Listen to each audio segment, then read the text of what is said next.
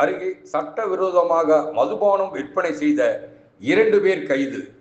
2016 மது பாட்டில்கள் பறிமுதல்.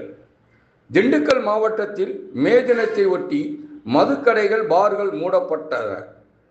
சட்டவிரோதமாக மதுபானம் விற்பனை செய்தால் கடும் நடவடிக்கை எடுக்கப்படும் என மாவட்ட ஆட்சியர் சரவணன் எச்சரித்திருந்தார்.